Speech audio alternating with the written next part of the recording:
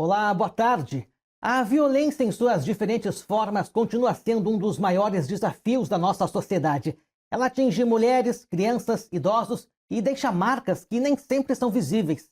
Aqui em Rio Grande, a Delegacia de Proteção a Grupos Vulneráveis é a porta de acolhimento para quem enfrenta situações de violência doméstica, abusos, maus-tratos, muitas vezes dentro do próprio lar. E é sobre esse trabalho de escuta, proteção e enfrentamento que a gente conversa hoje com a delegada Alexandra Sousa, titular da unidade. Delegada, boa tarde, obrigado pela presença. Boa tarde, Guilherme. Agradeço essa oportunidade. É sempre importante falar, né, dessas formas de violência, né, que atingem as mulheres, crianças, idosos, principalmente como tu falaste, porque eles ocorrem em casa. Então, a prevenção é sempre o melhor caminho. O Brasil registrou 1.492 mulheres assassinadas em 2024 por motivo de gênero. É o maior número já registrado desde a tipificação do crime, isso em 2015. Esse dado é do Anuário Brasileiro de Segurança Pública desse ano. Como é que a senhora avalia esse aumento?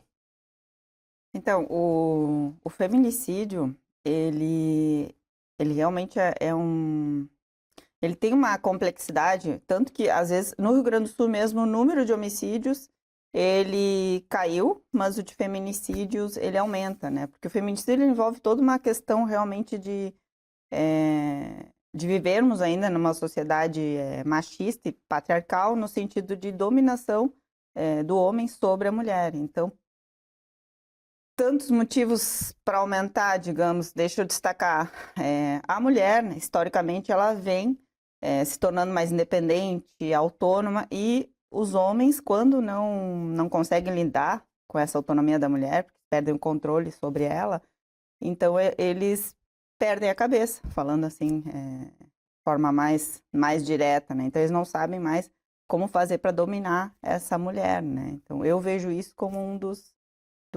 principais aspectos, que é cultural. Por mais que nós trabalhemos com a repressão e a prevenção, tu não consegue, às vezes uma mulher vai registrar apenas uma injúria ali na delegacia e depois ela pode vir a sofrer um feminicídio, né? O que nós precisamos fazer para prevenir? Desde o início, quando a mulher registra a primeira ocorrência, já conseguir as medidas protetivas para essa mulher e não deixar que chegue nessa escalada de violência que vai chegar no feminicídio, né? Porque ele digamos que é o último ato de toda essa violência, que inicia com uma violência psicológica, geralmente, né? Então, despertar a mulher, orientar, mostrar para ela quais são as formas de violência, porque ainda nós temos a ideia de que a violência ela é só física, mas não. Uma perseguição, uma violência psicológica. Bom, a gente vai falar já desse ciclo da violência e os sinais de alerta, mas antes, delegada, e aqui em Rio Grande, como é que estão esses números? Em 2024, nós tivemos 5 feminicídios tentados e 3 consumados. Este ano, até 20 de agosto de 2025, nós tivemos 3 feminicídios tentados e 2 consumados. Tá? Muitas vezes a gente fala de uma mulher vítima de agressão, mas por trás há também uma criança que sofre abuso ou presencia essa violência dentro de casa, né? Sim, porque a maior parte dessas violências contra a mulher, violência de gênero, ela ocorre em casa. E tem muitos casos de violência sexual infantil, né? Essa criança e esse adolescente vai passar no CRAI, que é o centro que atende essas crianças, que funciona na HU, ali tem todo o acolhimento. E geralmente essas vítimas vão falar, minha mãe também é agredida pelo meu pai, pelo abusador. Então acontece muito essa relação entre a violência contra a mulher e contra as crianças dentro de casa. Uma coisa vai desvendando a outra. Agressor, sem dúvida. Muitas mulheres, delegada, ainda acham normal a violência doméstica? Eu não considero que elas achem normal, mas a sociedade, de alguma forma, normalizou isso durante muito tempo, né? Se naturalizou no sentido da mulher ter essa obediência cega e restrita ao homem, né? Porque eu sempre trago o exemplo, é muito recente historicamente essa autonomia, essa independência da mulher. O Código Civil anterior de 2002, ele falava no pátrio poder, o homem era o dono da família, o dono da mulher, o dono das crianças, tanto que nós temos Já aconteceu de nós interrogarmos um pai que ele acha que ele é o que tem que iniciar a filha na vida sexual. É esse tipo de coisa que nós estamos falando. Então, é um domínio, eu sou o dono das mulheres da minha família. Tá? Por isso que elas entram nesse ciclo de violência e não conseguem sair, porque elas não identificam que isso é uma violência. Só trouxe um caso, isso aqui em Rio Grande, delegada, desse pai que entendia que ele deveria iniciar a vida, a filha na vida sexual. Isso em todo o país, em Rio Grande já tivemos um pai que disse que era apaixonado pela filha. Inclusive ele confessou que abusou realmente da filha. Quando a senhora se depara com esse tipo de situação, como é que a senhora reage enquanto mulher? Porque eu entendo que deve ser difícil, né, conseguir separar a Alexandra, mulher, cidadã, da Alexandra delegada. Mas é preciso separar, porque nós precisamos, né? E quando iniciei a trabalhar com isso, eu ficava bem mais, porque nós precisamos. Eu sempre falo assim: quando a gente trabalha com violência sexual contra a mulher e criança, nós, para ajudar essas mulheres, essas vítimas, nós temos que ter também o equilíbrio, né? Porque é pesado, é uma matéria pesada. Nós temos casos de pais que abusam usaram de todas as filhas. Tem casos de vô que abusa dos netos, então isso é diário. E o que mais nos preocupa é que apenas 10% dos casos chega às autoridades. É um crime que ainda é subnotificado. A maioria não chega até nós. Bem, voltando nessa questão da violência contra as mulheres, ela costuma vir numa escalonagem, né? Não é da noite para o dia que acontece um feminicídio. Como é que é esse processo, delegada? Exatamente, né? O feminicídio, digamos que ele digamos que é aquela gota d'água, né? Ele começa geralmente a isolar essa vítima, né? Começa a controlar a rede social, senhas, roupa, vai afastando da família, afastando das amizades. Então essa mulher começa a entrar nessa bolha aí que ele cria e ela vai se afastando da rede de apoio, né? Então a violência psicológica é um dos primeiros sinais. Só que quando chega a esse ponto, ela já não consegue, muitas vezes ela não consegue sair daquilo. Ela vai registrar, geralmente, quando tem uma violência física. É aí que ela faz o registro da ocorrência e pede as medidas protetivas. Bem, aí quando a mulher rompe esse silêncio, faz o registro da ocorrência, né, decide denunciar, o que acontece a partir dali? Ela registra, ela solicita medidas protetivas. Ali na delegacia é dever do policial, né, dos policiais, prestar uma escuta. Tem a Sala das Margaridas ali, que é para fazer uma escuta protegida e num lugar realmente reservado, para que essa mulher possa contar tudo que está ocorrendo com ela. E ela ainda tem direito de ir a um lugar seguro, enquanto o juiz não analisa o pedido das medidas protetivas. Se ela não tiver um local, às vezes é um familiar, um lugar onde, de preferência, que o agressor não saiba onde ela vai estar. Então, também tem a Casa da Acolhida em Rio Grande, que é um lugar que é sigiloso, o endereço, que ela pode ir se ela não tiver para onde ir em seguida que registrar as medidas protetivas. E depois disso tem todo o acompanhamento da rede, tem o CRAM, que é o Centro de Referência e Atendimento à Mulher em Rio Grande, que vai dar todo o suporte psicológico, jurídico, assistencial. Depois também tem o Grupo Fênix, que acompanha essas vítimas. Rio Grande tem uma rede bem forte. Tem a Patrulha Maria da Penha, da Brigada Militar, que fiscaliza essas medidas protetivas. Então, eles vão até a casa dessas vítimas e fazem um acompanhamento para ver se ele não está descumprindo essa medida protetiva. Tem a vítima, ela realmente rompe o silêncio aqui em Rio Grande e toda a rede acompanha depois. E esse trâmite é muito demorado, delegado? Vamos supor, a mulher denuncia hoje. Quanto tempo para ela conseguir essa medida? Ela registra, no mesmo dia ali, a polícia envia para o Poder Judiciário. Na lei fala em até 48 horas, mas geralmente é no mesmo dia ali, a medida protetiva. A senhora já comentou em outras entrevistas que 90% das mulheres vítimas de feminicídio não tinham uma medida protetiva em vigor. No seu entendimento, por que isso acontece? A mulher, eu noto que aquela mulher que realmente tem muito, muito medo, ela tem mais dificuldade em registrar essa ocorrência, né? E também, por isso que é importante, quando ela faz o primeiro registro, né, ali, mesmo que seja um crime mais simples, desde aí essa mulher já ser acompanhada, né, para não chegar ao feminicídio. E também porque a medida protetiva, ela salva vidas, né? No momento que tu registra e tem até uma patrulha que vai acompanhar se está cumprindo ou não, tanto que tem muito descumprimento de medidas protetivas, eles tentam chegar perto da mulher, só que aí a rede não deixa. Então, a medida protetiva, ela salva vidas, né? Por isso que é importante a mulher registrar e pedir medidas protetivas. A mulher quer fazer a denúncia, mas ela não tem prova. Isso não é empecilho, a palavra dela por si só já basta, não é? Inicialmente, como é uma questão de proteger essa mulher, a palavra dela tem muito valor, porque às vezes é uma ameaça, uma injúria, é algo que tu não tem como demonstrar ali, porque acontece geralmente no ambiente familiar, né? Por isso que se tu fores exigir sempre testemunha, tu não conseguiria nada, né? Então, como é uma medida de proteção, mesmo que ela vá na delegacia e não tenha como comprovar aquilo, inicialmente a medida é para proteger essa mulher. Então, ela é concedida geralmente. A senhora disse que geralmente a ficha delas só caem depois que sofrem a agressão física. Elas custam, delegada, a ter o entendimento de que a violência vai muito além da agressão física? Sim, exatamente, porque muitas mulheres ainda acreditam que aquele ciúmes excessivo, a possessividade do homem é uma demonstração de amor, que ele gosta de mim, ele é assim, ou se não, é que ele chegou estressado. Então, e elas também acreditam que ele vai mudar, né? Então elas porque o ciclo da violência, ele começa exatamente assim, ele começa a te isolar, começa a te xingar, a te humilhar.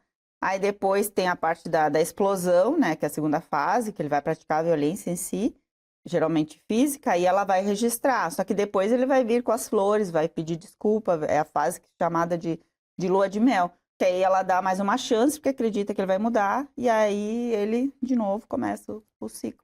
E é muito difícil. As mulheres demoram em torno de 10 anos para romper o ciclo. E a sociedade costuma criticar muito essas mulheres, né? Mas é uma situação difícil para elas conseguirem romper esse ciclo, né? Muitas vezes elas nem se percebem que estão nessa situação. É muito difícil julgar, porque geralmente essa mulher ainda depende financeiramente desse agressor. Até a questão dos filhos. Eu sou incapaz de julgar uma mãe. Elas ficam com os filhos, entende?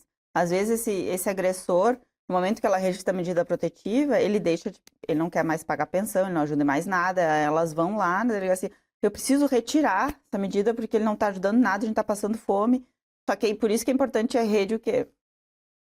Para ela não voltar para esse agressor, prestar todo esse auxílio assistencial, seja de moradia, seja de alimentação, justamente porque elas terminam voltando pela necessidade financeira, muitas vezes. Mas em nenhum caso é porque gostam de apanhar, né? Depois que ela denuncia a delegada, como é que é feito esse processo para reconstruir o psicológico, a autoestima dessas mulheres? Elas têm esse acompanhamento psicológico justamente para se manterem. E também em Rio Grande, se eu for falar de tudo que tem a rede, né? Aqui o Poder Judiciário, o Ministério Público fazem um trabalho excelente, Brigada Militar, também os serviços assistenciais, tem aqui banco de alimentos para essa mulher, tem também várias parcerias da rede, elas fazem curso profissionalizante também, tem muitos casos de sucesso. Então aqui, essa mulher querendo realmente o apoio, ela vai encontrar aqui em Rio Grande esse acompanhamento para ela realmente se libertar dessa violência. Falando agora sobre violência sexual, que é um dos crimes também que a sua delegacia se debruça, um ponto delicado, muitas vezes as mães não acreditam no relato da filha e acabam ficando do lado do companheiro. Como é que a polícia trabalha em situações assim, onde a própria família nega o abuso? Infelizmente, a maior parte dos casos, essa mãe, num primeiro momento, ela não acredita na filha. E o mais triste é quando ela diz que ela sabe, tem várias mães coniventes, e ainda dizem expressamente, elas não têm vergonha de dizer, que a adolescente se jogou, né? Não, ela que estava seduzindo o padrasto, enfim. que geralmente é o padrasto, o pai, ainda, ainda há eu não sei se agora o número 1 é o padrasto ou o pai, eu acho que é o padrasto, né, em número. Mas elas terminam culpabilizando a vítima. Elas e a sociedade também, né? É a regra, realmente. Infelizmente, depois algumas terminam acreditando que realmente aquilo está acontecendo. Mas é muito comum a família não dar crédito à palavra da vítima. Hoje, uma menina, uma jovem que está passando por essa situação, delegada, qual é a orientação? Ela tem vários canais, ela pode ir em qualquer delegacia, pode ser conselho tutelar. Elas falam realmente, eu falo elas porque ainda o número de meninas, né, a estatística mostra que ainda o número de meninas abusadas é maior. Mas tem não, meninos tem também. meninos, mas em relação aos meninos é subnotificado, talvez por vergonha, porque tem toda a questão de um menino não poder demonstrar fraqueza, tudo aquilo que gira em torno do homem também afeta os adolescentes meninos, né? Então, quando a gente faz palestras falando sobre isso, depois das palestras, sempre as meninas que procuram ali ajuda para falar sobre os abusos, né? Os meninos, eles falam menos. Mas só para não...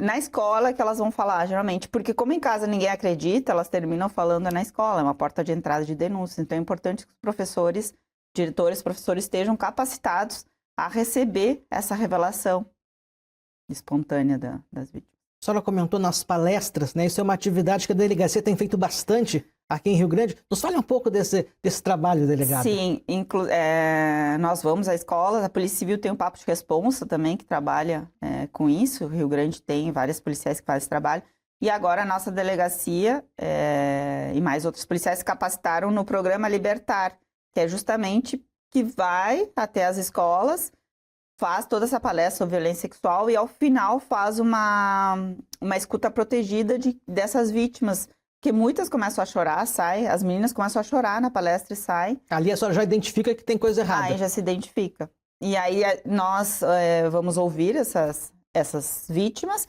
e ali mesmo já providenciar o registro de ocorrência, chamar o conselho tutelar, enfim, tomar todas as providências, inclusive medidas protetivas. O programa Libertar é um projeto que está sendo agora implementado em Rio Grande também nas escolas. E além das escolas, a polícia também tem feito palestras em empresas, né, para os adultos?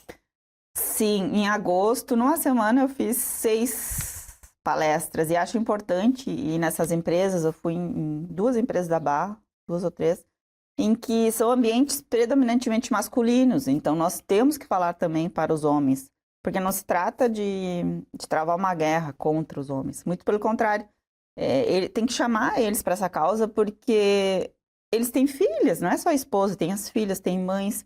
E é bem interessante nessa semana de palestras nas empresas da Barra que eles se importaram bastante com o assunto e ao final disseram, não, fico feliz que a polícia proteja as mulheres, porque eu tenho uma filha e não quero que nada disso aconteça de mal. Então, trazer também os homens para essa pauta, né? Delegada, falando sobre compartilhamento de fotos íntimas, né? Tanto entre adolescentes ou adultos, isso ainda é uma prática perigosa. Perigosa e recorrente. Inclusive entre os adolescentes tem acontecido muito. E é outro crime que afeta demais a vítima, geralmente mulher, porque nós sabemos que a imagem do corpo da mulher é muito mais julgado do que do homem. É assim. A sociedade vai dizer, ela é... Enfim, né? Ela é isso e aquilo, vai julgar. Então, no momento que, às vezes, essas adolescentes ou mulheres, no momento que estão namorando, que estão numa relação de amor e de afeto, elas ou filmam ou deixam ele filmar, mas não vão, em nenhum momento vão autorizar que se compartilhe. Então, no momento que termina o relacionamento, por vingança, tanto que se chama revenge pornô, que é uma forma de se vingar dessa mulher, eles compartilham os nudes. É bem comum. E agora tem acontecido entre adolescentes, né? Inclusive, tem vários casos de adolescentes, meninas, que podem vir a se suicidar por causa dessa exposição da imagem. Afeta demais a imagem da mulher, né? Melhor é não gravar, né, delegado? Sim. É por isso que eu digo, a minha recomendação não é porque eu sei, moralista e tal, não. Melhor é não gravar, não mandar foto de maneira alguma. Mas mandei temporário. Igual temporário, tem um caso que foi mandado temporário, mas a pessoa filmou ali. Então, não mandar, não mandar. O Sala de Entrevistas de hoje é com a delegada Alexandra Sousa, que conversa conosco sobre o trabalho da Delegacia de Proteção a Grupos Vulneráveis, coordenado por ela, aqui em Rio Grande. A gente faz agora um rápido intervalo e voltamos em seguida. Fica por aí.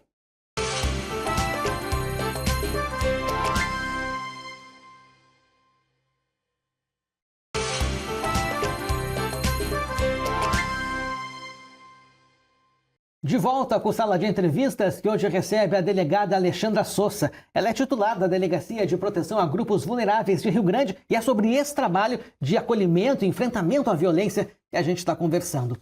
Delegada, a sua delegacia, ela também se debruça em crimes contra idosos, não é? Sim, a minha delegacia, ela abrange, além do trabalho de violência contra a mulher, de proteção à mulher, criança e adolescente, todos os crimes de preconceito também e ainda os maus tratos à pessoa idosa. Aqui em Rio Grande, quais são os maiores crimes que os idosos estão vulneráveis? Negligência, né, e abandono são os principais, né? Não só por familiares, mas também em algumas instituições de longa permanência que foram fiscalizadas. Isso foi verificado e, como consequência, nós realizamos 4 prisões só nos primeiros meses deste ano. Delegada, falando agora sobre orientações. Quem presencia ou fica sabendo de uma situação de violência, seja com mulher, criança, idoso, deve denunciar mesmo sem ter certeza. Exatamente, porque quem tem que investigar para ter certeza é a Polícia Civil, né? Eu sempre gosto de ressaltar isso. Às vezes um vizinho escuta uma criança que está sempre chorando, gritando, pedindo socorro, ou uma mulher também, e ele pode fazer uma denúncia. Tem o Disque 100, que é, digamos que é um geral, né, que ele vai poder denunciar, é sigiloso e anônimo, então não precisa ficar com medo, que eles ficam com medo. Tem o Disque 180, que é específico para mulher, aí vai poder fazer a denúncia e ninguém vai ficar sabendo quem foi, né? Ele não precisa ter certeza, ele só pode ter uma suspeita de estar ocorrendo uma violência. Somos nós que vamos verificar a situação. O que não dá é para se omitir. Bem, então, Disque 100, qualquer tipo de denúncia, e o Disque 180 específico para as mulheres. Delegada, nesse tempo todo que a senhora está aqui em Rio Grande, coordenando a delegacia, algum caso que lhe marcou mais? Muitos casos, infelizmente. Mas de violência contra a mulher, nós efetuamos a prisão de um estuprador em série, que ele abusou de uma vizinha em 2021 e depois abusou da cunhada, mas de forma muito violenta. Ele usava um macacão laranja. Nas 2 situações, ele agrediu e estuprou essas mulheres. E o mais chocante é que esse indivíduo também fazia isso com a esposa. Nós conversamos com ela e aí eu perguntei, tá, mas contigo como é que ele era? Aí ela disse, ele também praticava violência sexual, mas eu nem sabia que isso era uma violência. Ela me contou como eram as relações dele, ela chorava depois da relação sexual com o indivíduo, com o companheiro, só que ela não identificava, ela achava que era isso, ele era meu esposo, então ele podia fazer o que quisesse. Por isso que eu te digo como é importante. Ela achava que aquilo era o normal, né? Mas esse indivíduo, há muitos anos, já tinha abusado de 2 sobrinhas da esposa dele. Só que, por isso que o silêncio está do lado do agressor. Nesse período, há muitos anos, essas sobrinhas falaram para suas respectivas mães, só que elas disseram, não é para falar nada, porque o fulano vai casar com a tua tia. Então, antes deles casarem, já tinham ocorrido violências contra as sobrinhas, né, da esposa dele, e ninguém falou nada porque, não vamos falar, porque senão tu vai estragar o casamento deles. Que absurdo. E aí, depois disso, ele seguiu abusando, né? E ele confessou. Hoje está preso. Sim. Delegado, para nós encerrarmos, qual é a mensagem que a senhora deixaria para quem ainda está no silêncio, vivendo uma situação de violência, às vezes até dentro de casa? Primeiramente, que vou falar por Rio Grande, né? No momento em que são as vítimas mais próximas que temos, no momento que identificar que está sofrendo uma violência e romper esse silêncio, ela vai ter uma rede que vai apoiar. né? Porque não adianta uma mulher ir só registrar e, tá, registrou e deu. E depois, como é que vai ser essa vida dela? Como é que ela continua a vida? Então, ela pode procurar a delegacia, o CRAM, Poder Judiciário, Ministério Público, qualquer lugar, pedir ajuda, que ela vai receber esse atendimento, essa acolhida, e nós vamos acompanhar ela para que ela se livre desse ciclo de violência. Caso ela queira buscar já um atendimento presencial, pode ir na delegacia. Aqui em Rio Grande agora está ali no antigo fórum. No antigo fórum. Ali eu registro a DPPA, que é o plantão 24 horas, ela pode ir lá e registrar. Muitas mulheres querem conversar comigo antes, né, antes do registro, isso também é possível, só que elas têm que marcar ali, mas eu atendo presencialmente também essas mulheres que têm alguma dúvida em relação ao registro, né, elas ficam muito inseguras do que vai acontecer. Às vezes elas não querem que esse indivíduo responda um processo criminal, elas só querem que ele fique longe dela, então elas querem só as medidas protetivas mesmo, né? Então tem casos em que ela vai lá e manifesta isso, e isso é importante, elas têm muitas dúvidas, né? Elas vão ser atendidas lá Conversando antes com a senhora, elas se sentem mais. Às vezes mais elas à pedem vontade. isso. Delegada, muito obrigado pela presença, pela conversa. Parabéns ao trabalho desempenhado pela senhora, pela sua delegacia. Eu que agradeço o convite e continue fazendo esse trabalho, porque informação e conscientização previne a violência. O Sala de Entrevistas de hoje recebeu a delegada Alexandra Sousa, titular da Delegacia de Proteção a Grupos Vulneráveis de Rio Grande. Obrigado pela sua companhia, uma ótima tarde para você.